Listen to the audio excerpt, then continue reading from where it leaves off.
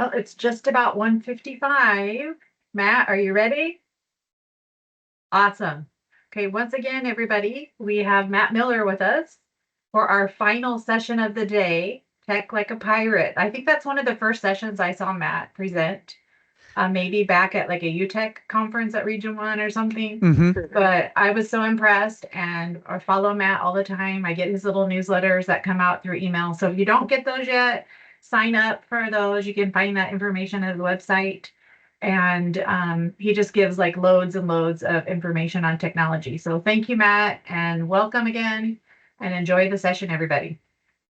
All right, thanks. Yeah, excited to get to talk about this. This is, this is one of those sessions that I've done for a while now, and it's got some of my absolute favorite stuff in it. So excited to get to do this. So, hey everyone, we're almost there. Like we just said, look, we're down to that last session, which is cool. So, so in this session, it's called Tech Like a Pirate, which might seem like sort of a funny name for a session, but it's sort of like a spin-off of the name of a different book, and we'll get into that here in just a second. But you'll come away from this session with lots of very practical things that you can bring back into the classroom to engage students, to make learning fun, to make it memorable, and all of that. So I will direct your attention real quick to the link that's right there on the screen at techlikeapirate.com. That is the companion website to the book that I wrote of that same title, and it's got a ton of really good practical resources and tutorials and downloadable templates and activity ideas and just all sorts of stuff. So if you haven't checked that out yet, you might go to techlikeapirate.com. So like I mentioned, that name just by itself, Tech Like a Pirate, if you don't know any of the backstory, it sounds like kind of a weird name, but this is a spinoff of the book Teach Like a Pirate by Dave Burgess. Don't know if you've gotten a chance to read Teach Like a Pirate, but this book sort of illustrates the type of teacher geek that I really am at my heart. Because you see, back in 2013, Teach Like a Pirate hadn't been out for very long, and I wanted to get my hands on a copy of it. I was teaching at the time. We were on a one-income family with my teacher's salary. And so, money for extra things of any type was not available, and we didn't even have department funds for books like this. But I wanted to read this book, so you know what I did? I asked for this book for my birthday. I don't know if you're one of those people like me where I actually asked for teacher books for my birthday. Just every once in a while, on the right occasion.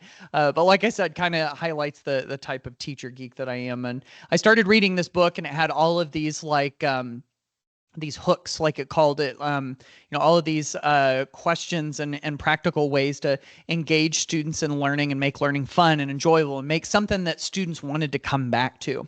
And there was this one quote that just kept like echoing in my ears after I'd read the book. And it was this from Dave Burgess, the author of that book, Teach Like a Pirate. He said, "Don't just teach a lesson, create an experience."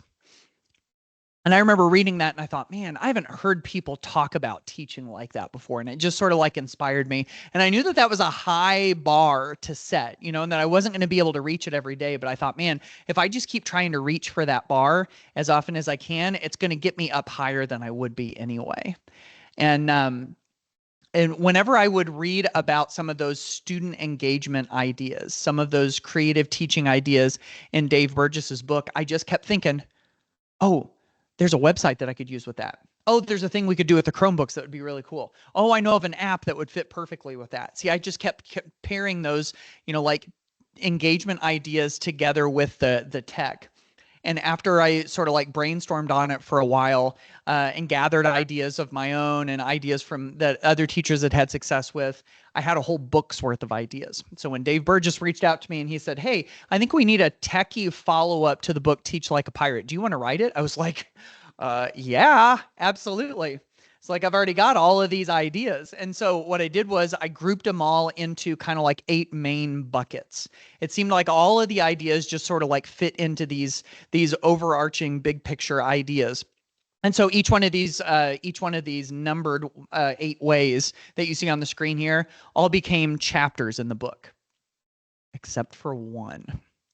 At the end, number 8, the storytelling chapter, which I thought was an important part to all of this. I felt like storytelling was the glue that held all of those things together. That, if you knew the elements of good storytelling, it could like enhance all of the other ones.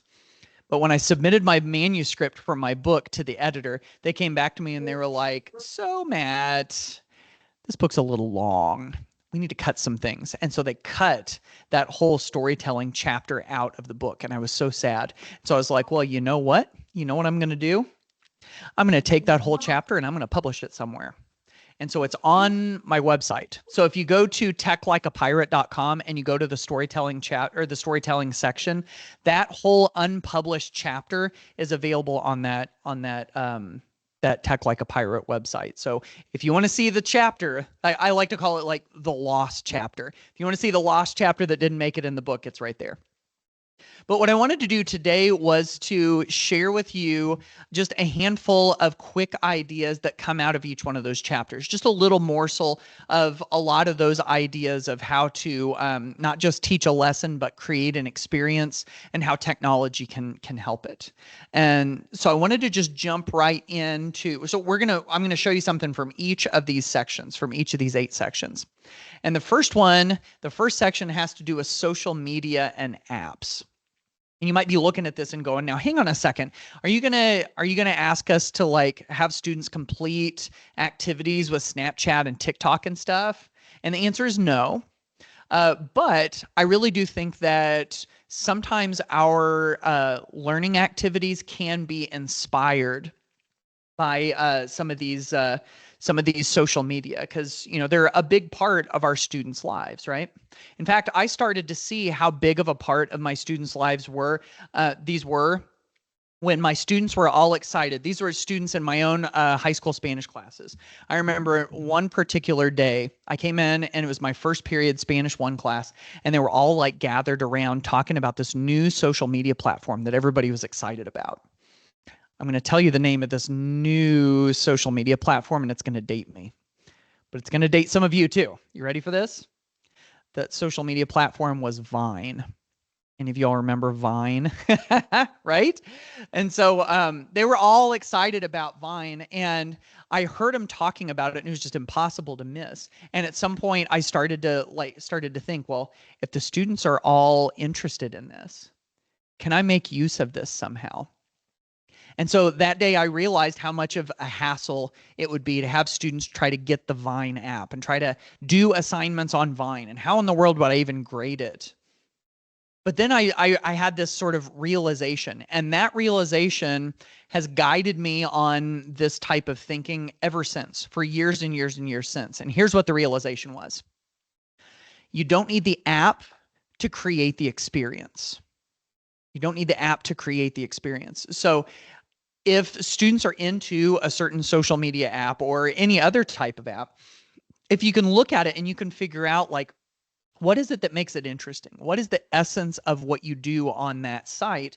And then you can kind of like repurpose that, pull little elements of that into your learning activities, then that can be huge. And so what I started doing was I started taking some of those social media apps and I started recreating different parts of them in Google Slides templates, because I found that Google Slides is an app that all of my students did have access to and they were comfortable with. And so what you see on the screen here are all of these Google Slides templates that I created that look like some of the social media apps that students would use. And so here are some ways that teachers have used these social media templates in the past. Like for instance, this one right here. This one was a teacher who was using it for her road trip project. The road trip project, this is the one where students plan a trip and they try to figure out how they're going to get there and what they're going to do when they're there and how much it's going to cost. And then they like write a report about it. Well, instead of writing a written report in a document, what they did was they took this Instagram stories template. You all familiar with Instagram stories? Instagram stories is where you take a little picture or a little video of your day and you add it to your story. And if you keep kind of like adding them little by little throughout the day, someone can hit play. It's almost like playing a little slideshow of all the things that have happened to you throughout the day. And so I thought, well, that would be a cool way for students to show what they've learned, especially if it's something sequential or, something like that. And so in this, let me go back real quick. In this Instagram stories template, it's just a whole bunch of slides where you can add little pictures and videos and kind of show something in a sequence. And so instead of writing it in a document, all of those students use the Instagram stories template to show what their vacation, their road trip would look like and reported it that way. Another one that I think is super cool is this one right here. We had a teacher whose students kind of like came up with a presentation about what it would be like to have jobs in computer programming. And so what did they do? They took selfies of themselves pretending to do the job and then putting text on top of it, talking about, what that job would be like. So like way cooler than just writing about it in a document. So anyway, if all of this sounds sort of interesting to you and you like this idea, but you're looking at these things and you're going, I don't know if I could make all of those templates myself. Well, guess what? I'm going to give them to you for free. They're actually a part of, they're actually one of the most popular parts of my website. And so I'm going to give you the link. So if somebody wants to drop this into the chat, because unfortunately I mentioned this in some of my other sessions, for some reason I don't have access to the chat. But if you all do have access to it, maybe somebody can type this into the chat. It's at ditchthattextbook.com/templates. ditchthattextbook.com/templates. If any of you have ever found like Google Slides or PowerPoint templates on Teachers Pay Teachers, and you have to like pay actual money for it, we do that for free in my templates library. It's the kind of thing that we put up there for free. You like the slogan that we have up here, don't do the work if you don't have to. It's like it says here, our templates get your students to work quickly. Just download or make a copy, adjust as necessary, and then assign it to your students. And if you scroll down a little bit, all of these buttons will jump you down to the different sections of the template library. So if you click social media templates, you'll see like there's the Instagram stories template I was just talking about. There's the Would You Rather Snapchat game that I had on that slide too. There's a whole bunch of them here. And so really with all of these, they just kind of look like some of the apps and sites and everything that students like to use. And then you can kind of like repurpose them into learning activities. One of my favorite ones is all of these Amazon templates. So for instance, the Amazon product page template right here. See, all I have to do is click that get the template button and make a copy. And so now I've got a brand new copy. There it is right there. And all of the things on this Amazon product page are all editable. The pictures are editable. The text is all editable. I can even change the star ratings in it. I can change the price. I can write reviews. I can even change the little bars of the percentages of how people rate the thing. So I could see, if students have created then a project and created something, or they're talking about an element on the periodic table or some sort of invention throughout history or something, they can make like an Amazon post based on it and then talk about it. And by the way, these aren't Amazon templates. I had to change it a little bit when I recreated this. Do you see it right up here? These are amazing templates.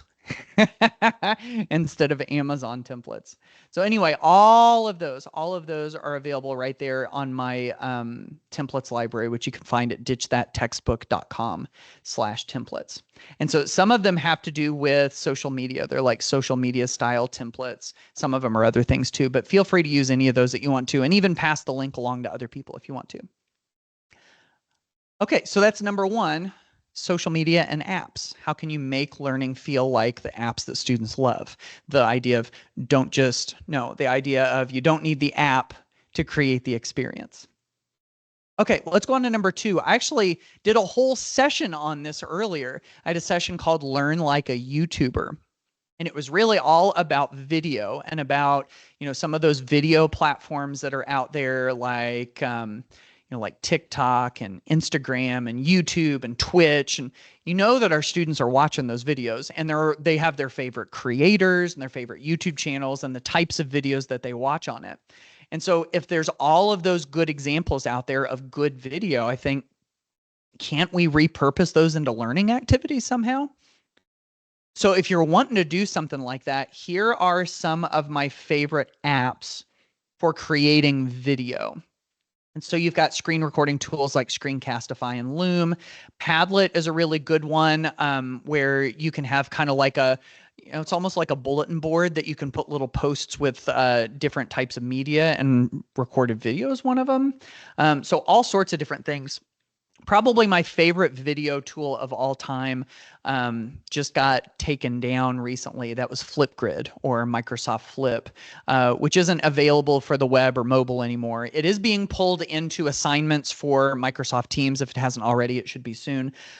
So, if you use Microsoft Teams, then you might still have access to the Microsoft Flip camera.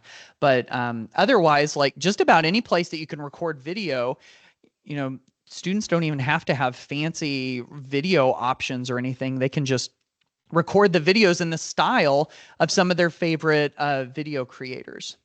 And if you're looking for ways to be able to do that, and this is something that I talked about in an earlier session, a lot of times whenever students record video, a lot of times it's just little simple webcam videos.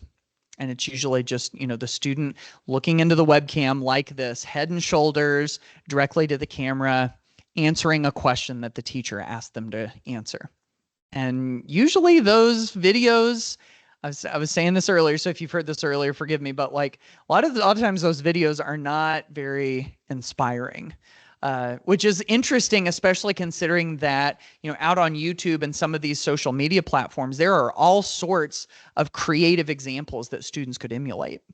So I think this is one little simple video upgrade that you can make, is that if you want to have students record videos where they're just looking directly to the webcam, ask yourself this question: what's the lens that we can see this activity through? Or another way of saying that is, how can we record this as if we were someone else, or as if we were someplace else, or as if we were at a different time in history, either in the future or in the past? And here's a couple of fun ways that you can record as if somebody else.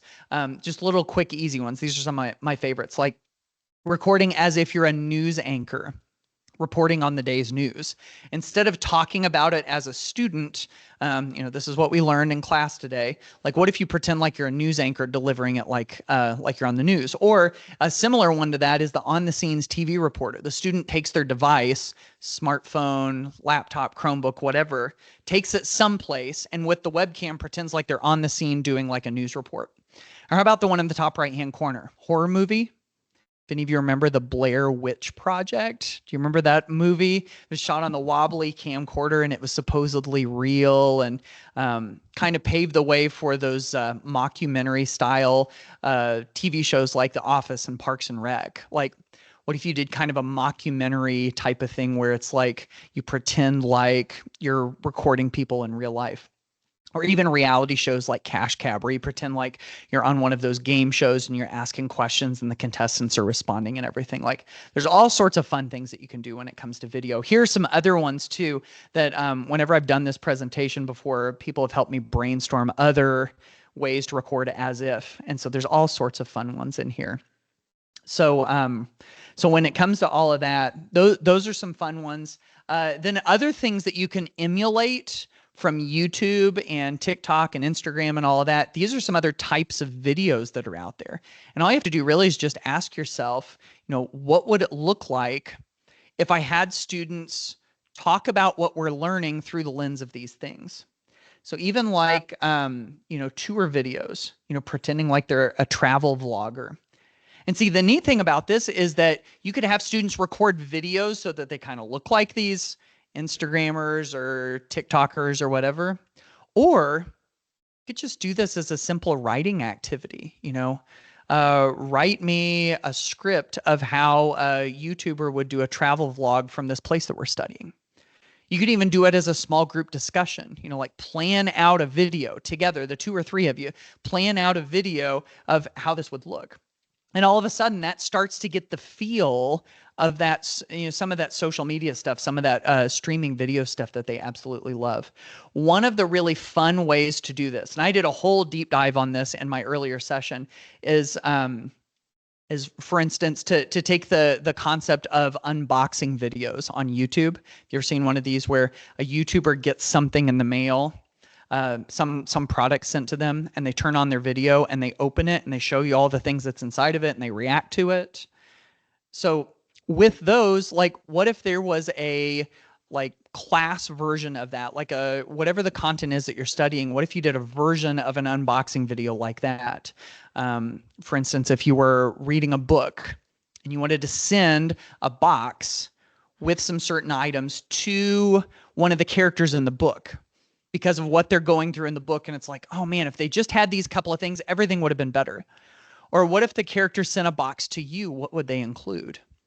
So you could record these as videos, or even if you don't record them as videos, just having students think through them or write about them or talk about them could be a good, fun, critical thinking exercise.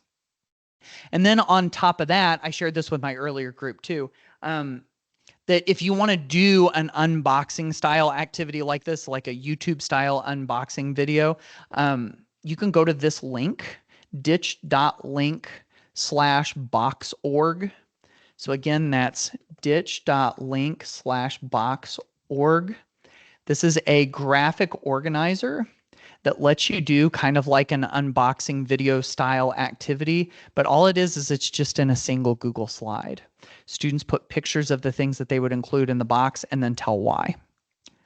And so whatever the topic is for that, you can use a version of that, and it makes for a quick, easy activity. And so again, you can find that link at, you can find that that graphic organizer at ditch.link/boxorg if you want to check that out. Okay, so we're through 2 of them. We're through video and we're through social media and apps. And so we're going to go on now to number 3, which is games. And so, if you think about games in the classroom, there's a lot of places that I think our minds generally go. Like, I think back to when I was in school, and there were those Jeopardy PowerPoint templates. Anybody remember those? The Jeopardy PowerPoint templates where the teacher would fill in all of the questions and the answers and put them up on the screen, and you could kind of click through them. I actually had a geometry teacher that would draw a Jeopardy board up on the whiteboard, and we would play it like that. Or there was a game called Trash Get Ball that I played in my middle school math classes, where you answer a question, you get to shoot a ball into a trash can, an empty trash can for extra points. And then you've even got the the review game style, like online games that you have right now. I always think of, when it comes to the review games, I think of the big 5. I call them the big 5. So you've got Kahoot, Quizzes, Quizlet Live, Gimkit, and Blooket. So Kahoot, Quizzes, Quizlet Live, Gimkit, Gimkit, and Blooket, Blooket. I really should have these on a slide. But those even aren't even the ones that I'm thinking about, because those are the things that I think we traditionally think of. But the reality is, and I dive into this some in this chapter in the book, that we can get inspiration from all sorts of popular games out there in the world if we just do this one simple thing, is we look at whatever the game is, and we sort of start to look at it and think, what is it that makes this game irresistible, that makes me really want to play it? And if we can figure out what that little element is, what that one little hook is, then we can start to pull that into our teaching and learning. Like that can go a long, long way. I'll give you an example. Console video games, Xbox, PlayStation. Have you heard of this game called Fortnite? I think it's going to catch on. I think it already caught on. So for example, I've got a friend who was a teacher for a long time, who had a bunch of kids who were interested in Fortnite. And instead of trying to, include the actual video game Fortnite into his lessons, he decided, well, what if I sort of like designed something that looked a little bit like Fortnite? And so here's what he came up with. So you can find this if you want on your, just pop open a tab in your browser and just search for this, okay? This is the easiest way to find it. Tom Spall. Oh, look, there it is. I've searched for it enough times that it just comes right up. Tom Spall, S-P-A-L-L. He's actually a Texan too. He's from Brenham ISD. Tom Spall Fortnite Choice Board. So if you've got that up, go ahead and search for it. Tom Spall Fortnite Choice Board. It's the very first one that pops up right here. And see, from here, you can go make a copy of this choice board or this like digital menu that he created. So what did he do? He knew that his students were into Fortnite. And so he knew that in the Fortnite game, one of the first decisions that you make is where you're going to drop yourself in on the map. And so he took an image of that map and he turned it into an interactive choice board. And you can use this too. See, it gives you instructions on how to make all the changes to it. And then once you've got it, you just you have your students hit the slideshow button to present. And then each one of these little circles is a clickable is kind of like a clickable link that jumps them down to a slide that describes an activity that they can do. And so you got all the information about the activity right here. And then whenever, if they decide, nope, that's not the one I want to do, they click go back to map and it takes them back to the beginning. And so it's just like a loop. You can go check out all of these different ones. But of course it feels like Fortnite, right? Does it actually play the game Fortnite? No, but it starts to feel like that thing that students love. See? There's all sorts of other ones that we can do here. How about Starbucks rewards? Those retail rewards programs. I mean, think about the retail rewards programs that you participate in a lot. For me, it's those Starbucks stars. Anybody else like this?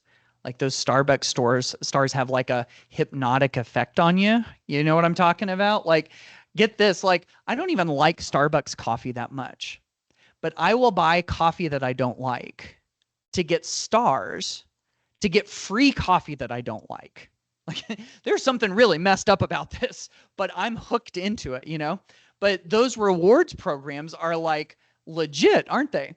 And so think about it. What if you had a retail rewards program type thing where you just had ways for students to earn points and you just kept track of them someplace, even if you don't have an official tracker, like if you kept track of them in a document or a spreadsheet or something, you know? And so as students collect more and more and more points, then they're able to redeem them for different things. And you don't even have to go buy prizes for something like this. I've got a friend who's a fifth grade teacher, and she does this great sort of like rewards program like this. And you know what one of her students' favorite things is to redeem their points for? You know what they love to do? To take their shoes off during class.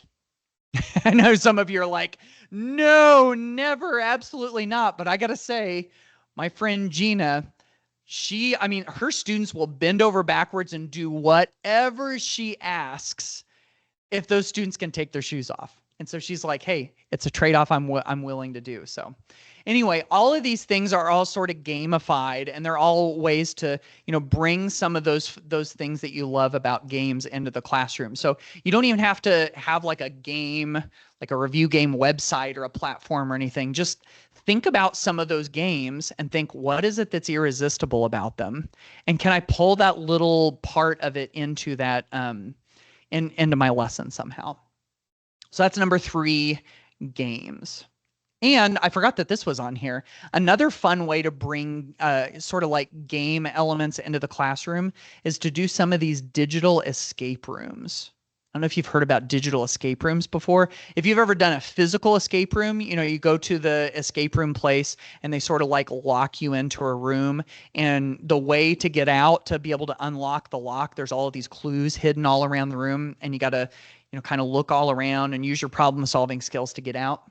Teachers are making digital versions of these, and they're so much fun. So we've got a ton of digital escape room resources right here at ditch.link/escape. And they also include some free, lots of free digital escape rooms that you can go use with your students right away. And they also walk you through how to make them too. So if that sounds interesting to you, ditch.link/escape, you can go check out our resources for digital escape rooms. All right, this is a quick one. This is number 4 about collaboration. Because at some point, friends become such an important thing to students, and they're always looking for ways to do things with their friends and be with their friends and everything. This is a little way that I've used in my own classroom to incorporate a little bit of extra collaboration. It's this thing called the digital gallery walk. And so here's the idea behind it. Super simple. You may have used a version of this yourself, is that you have students create something for you digitally. It could be slides, it could be an image, it could be a video, it could be a document, whatever. And what they do is whenever they're all done, you have them all pull up whatever it is that they made on the screen on their device. So with me, my students had Chromebooks, so I would have them pull up a slide presentation on their Chromebooks and hit the slideshow button so that it's full screen. And then once everybody has done that, everybody would stand up and they'd all wander around the room and look at each other's stuff. You only have to give them just a few minutes to do it. They go walk around, they flip through each other's slides or hit play on each other's videos and everything.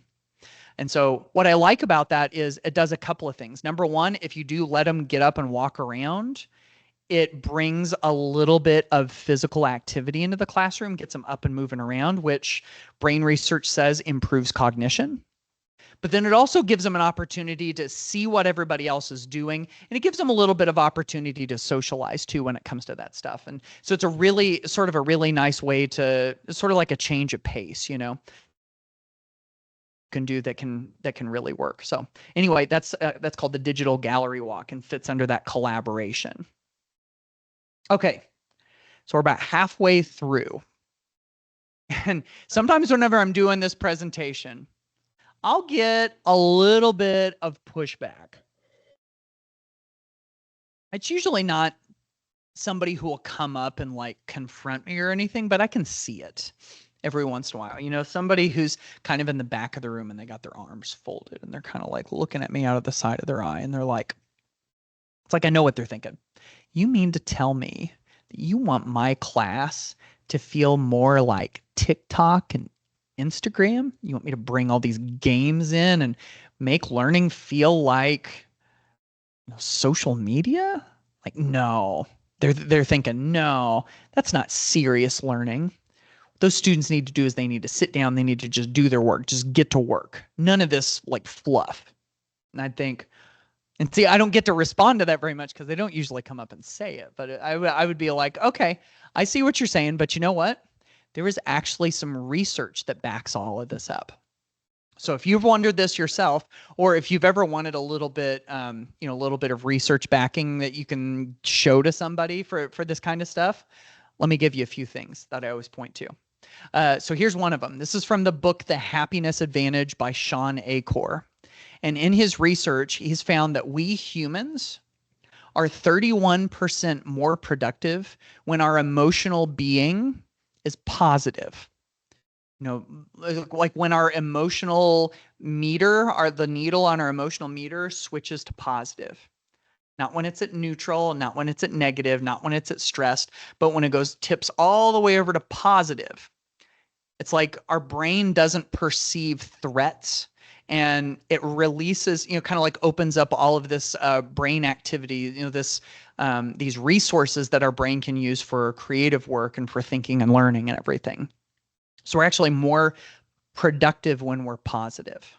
Here's another one. This is from a neuroscience study that says that emotional events, anything tied to a strong emotion, which could be, happiness, laughter, joy, sadness, anger, frustration, like any sort of emotion. Emotional events are often attain a privileged status in memory. Privileged status in memory. So think about that. It's like saying that if your brain, all of your memories, was a set of index cards, emotions bring a memory to the top of the stack. Tie happiness, joy, laughter to something, top of the stack. Even anger, frustration, sadness, top of the stack. It's like your brain uses emotions to see what's important and what's worth remembering. And then here's this last one. I love this. This is from the National Institute for Play, based on several long-term studies that they're following. And they're finding that lots of these studies point to this general statement, that play-based learning, I love this next part, with playful teachers heightens overall long-term performance. So what it's saying is that if we can include a level of play, joyfulness, play with our learning, and if teachers are willing to get in on the play, it has all of these benefits. And I know the term heightens overall long-term performance is very, very general, but they're looking at all of these different studies that are all pointing in that general direction, all in their own unique, different ways. They're all pointing in that general direction, that there are such benefits involved with playful learning. So to that person in the back of my session that goes, this isn't serious learning, I'm going, yeah, but there is some research that backs this up. So maybe it is serious learning. All right, so we're through the first 4.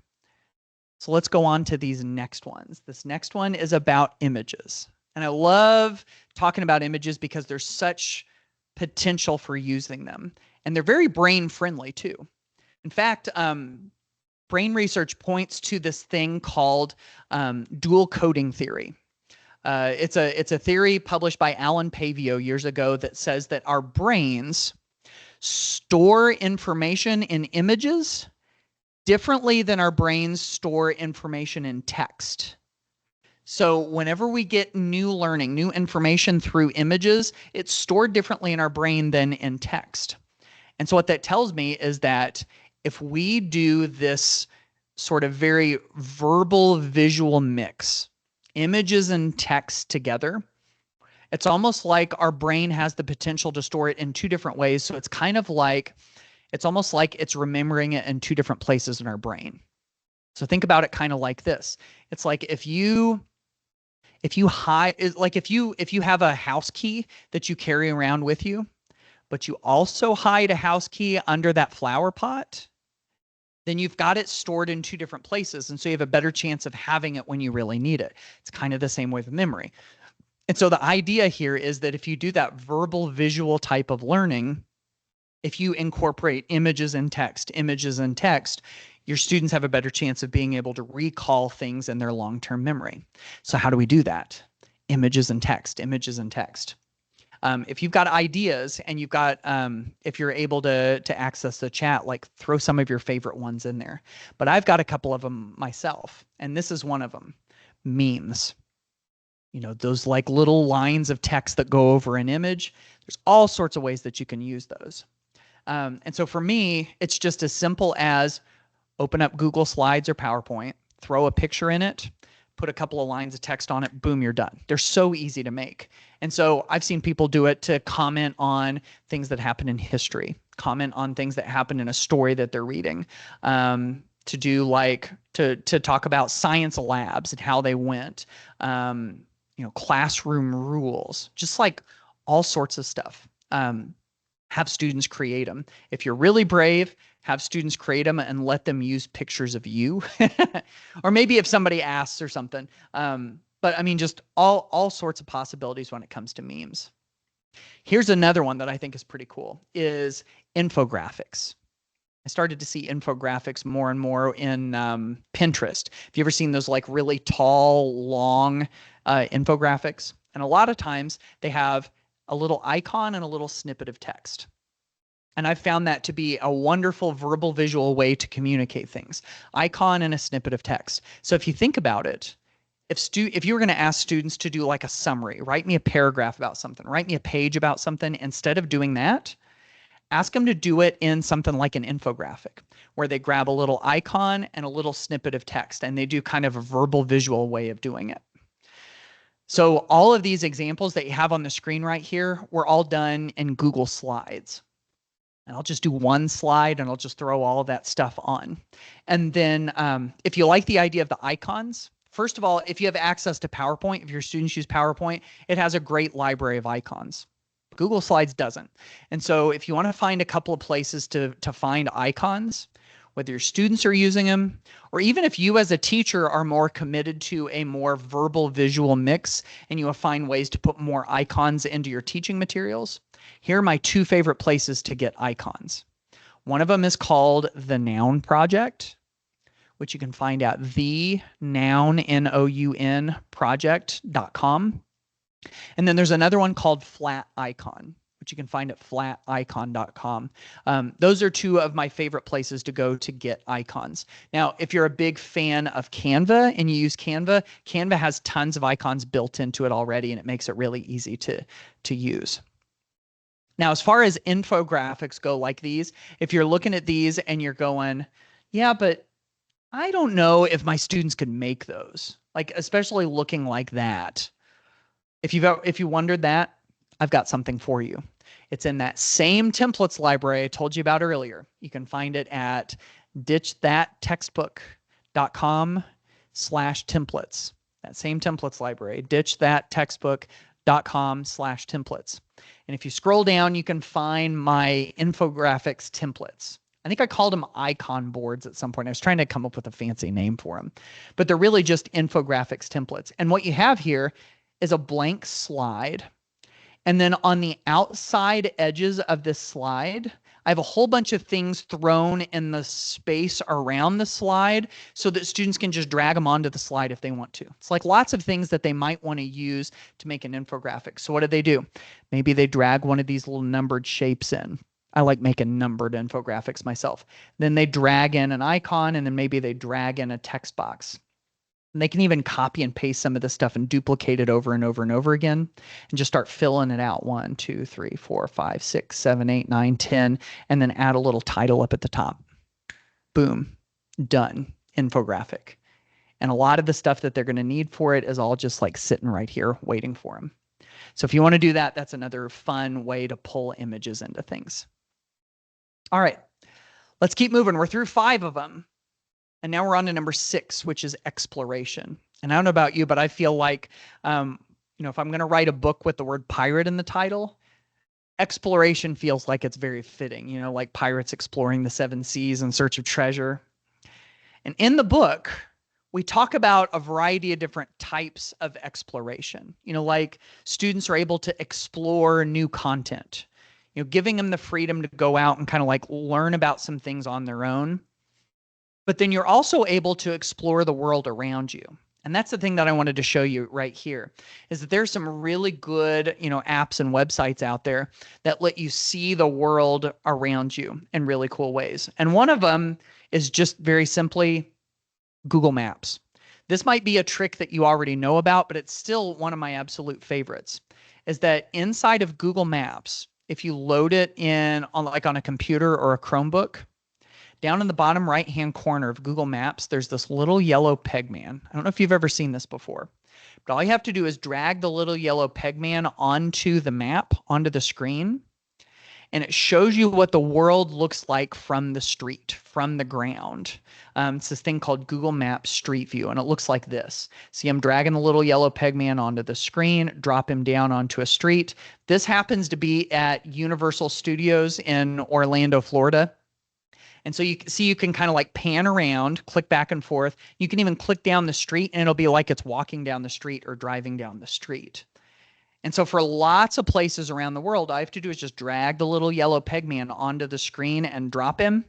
And you're able to see the world as if you're right there on the street, which is super cool. I've used this in my Spanish classes where we're talking about a place in the Spanish-speaking world, and I'm like, hey, let's go take a look at what it looks like. And so I'll go drag the little yellow peg man over there. It's almost like an on-demand virtual field trip, which is kind of cool. And the other thing that's neat about Google Maps Street View is that sometimes people don't realize you can drag that little yellow peg man onto buildings. And it really is like taking an on-demand virtual field trip inside of one of those buildings. So for instance, this one right here, this is Alcatraz in San Francisco. So I drag the little yellow peg man on there, and all of a sudden we're inside of the prison. You can zoom in on the prison cells. And then the other thing that I love about this too is that you can zoom in on the posters. You ever been to a museum and you didn't know what you were looking at until you saw the poster or the little placard? It really is kind of like the digital equivalent of going inside of a museum and walking around and looking at things, which is kind of neat. And then, of course, when it comes to digital exploration, you've got Google Earth.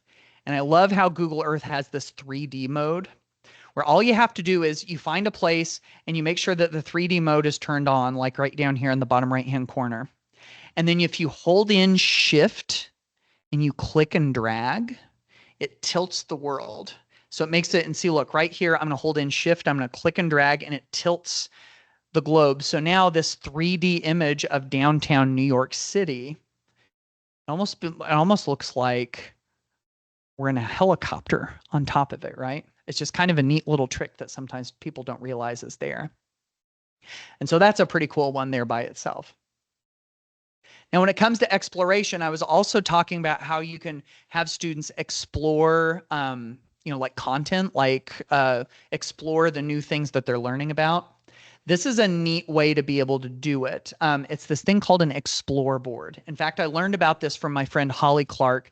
She's a national board certified teacher in English and is also, an author and speaker, and she presents about this stuff. And the Explore board is something that she's done with students before. In fact, this one is an Explore board about the book The Outsiders. And so what she'll do is she'll give students this Explore board before they start reading. And then this way, they'll get to go explore some of these different links to learn things about the context around the book. Now, none of these things does she require them to look at. They get their choice, and it's all sort of based on their own interests. But it lays this nice foundation of information about the book before they start reading it. And so using an Explore board to give students some choices is kind of a cool thing, because the teacher gets to pick the resources and put them on there, and then the student gets to choose what they want to look at. And so if you're interested in this and you want to learn a little bit more about it, here's what I suggest that you do. Just do a simple search engine search and look for the phrase Holly Clark Explore boards. Holly Clark Explore boards. Holly has published some things about Explore boards that, so you can go kind of check out some of her resources when it comes to that. So anyway, that one's number 6, exploration. Got 2 more. We're progressing nicely here. And so I wanted to tell you about number 7, which is global communication. This is one of my favorites. In fact, I have some really cool memories of doing some of this in my own high school Spanish classes. And so it's this idea, global communication.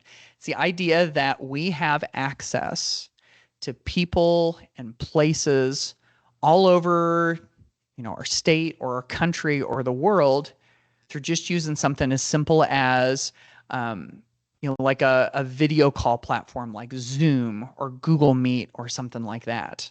I saw the power of this in my own high school Spanish classes, getting my classes connected with other Spanish classes in another state or in another country. There was even one time where we were able to connect with a class of students all the way over in Valencia, Spain. And we did these like video calls kind of over and over again, where my students would do some language learning activities together with the kids in Spain. And then they would tell each other about, what it's like to live in that country. It was the coolest thing. And the nice thing about it is that it uses technology that we all have available to us. Remember back during remote teaching and learning, like a lot of us got pretty good at doing a video conference on Zoom or Google Meet or something. Like we knew all of the features. Have you used those technology tools since then? I'm guessing maybe not as much. And so if you dust off those old Zoom call skills and start thinking about how you can use them, there's a lot of possibilities. So like, for instance, my friend Mike Soskell, he was the Pennsylvania Teacher of the Year several years ago. And his, it was like 4th grade students were doing video calls. Back at this time, it was Skype. That shows you it's been a little while since this story. But even if the video call platforms have changed, the idea is still the same. But he knew of a teacher all the way over in Nairobi, Kenya, and his students in Pennsylvania started connecting with him and doing video calls together. And his students in Pennsylvania started to realize that these kids lived in the Kibera slum of Nairobi, Kenya, where they didn't have access to clean drinking water. And so Mike's students wanted to help them out. And so they started raising money and partnering with other schools, from several states even in another country. I think there was a school in Greece that partnered, and they were able to raise all of this money to buy these water filters. And so Mike hops on a plane and flies to Kenya to deliver these water filters. And so what you see here is this is Mike's students doing a video call with the kids in Kenya, right as they're getting ready to deliver those water filters. And so, how did all of this get started? It was because some kids in Pennsylvania wanted to interact with some other kids in another country.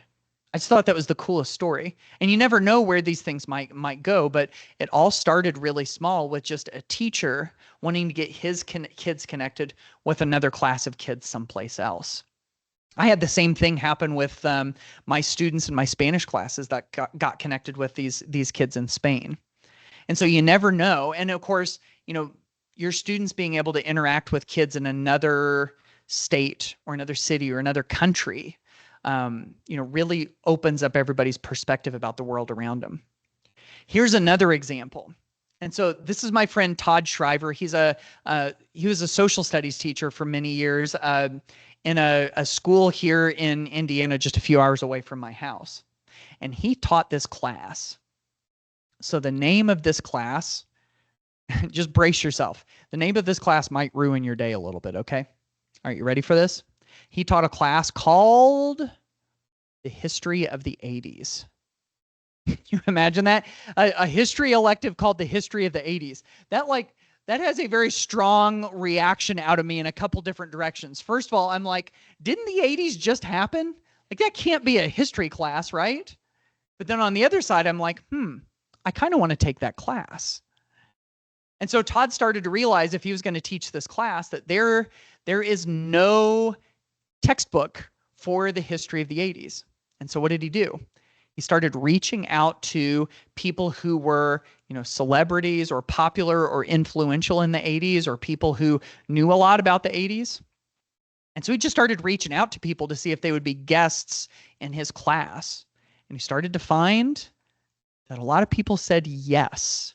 And so he's kind of like my favorite example of, if you want to get virtual guests to come into your class virtually and talk to your students about something, just ask, just start brainstorming. Ask yourself that question: who could I ask to join my class to talk to my students? And of course, it doesn't have to be celebrities or anything. It could be people who are working in a specific kind of job, or, were alive during a certain thing that your students are studying about, or whatever. I've even seen elementary classes where parents will join as a virtual guest and do read alouds, but they'll do it either from their home or like from their job while they're on their lunch break. It's these parents that want to, volunteer in the classroom, but just can't make it to the school, and it allows them to be a part of the class. Going back to my friend Todd, how I said that he got all of these like luminaries of the 80s. Let me do a little name dropping, okay? Do you remember The Cosby Show? So Malcolm Jamal Warner played Theo on The Cosby Show. He was a part of Todd's class, his History of the 80s class. Do you remember Full House? John Stamos, Uncle Jesse in Full House. He's been a guest in the History of the 80s class a number of times. And then even the guy here on the screen, Mike Eruzione, was the captain of the men's U.S. hockey team back in 1980 that, defeated the Russians, won the gold medal. It was the focus of the movie Miracle on Ice. He's joined Todd's class like several years in a row just because Todd asked.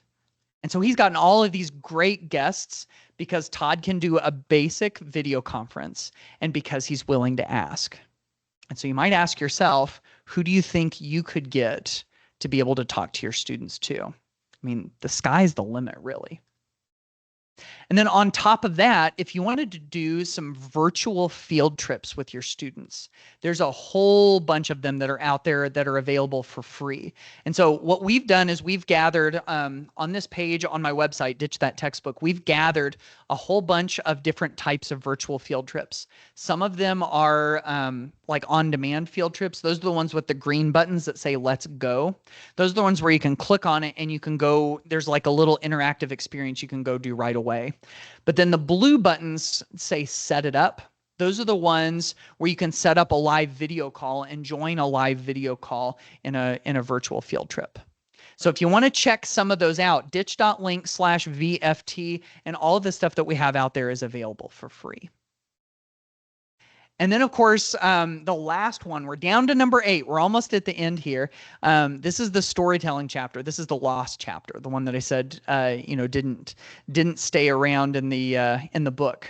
But there are all sorts of fun storytelling activities. And actually, if you go to the Tech Like a Pirate website, if you go to techlikeapirate.com and you go down to the storytelling section, there are all of these fun activities like this caption this activity, where you have an image related to whatever it is that you're studying. And then in a tool like Google Slides or PowerPoint, you can throw these shapes onto the screen that look like speech bubbles or thought bubbles.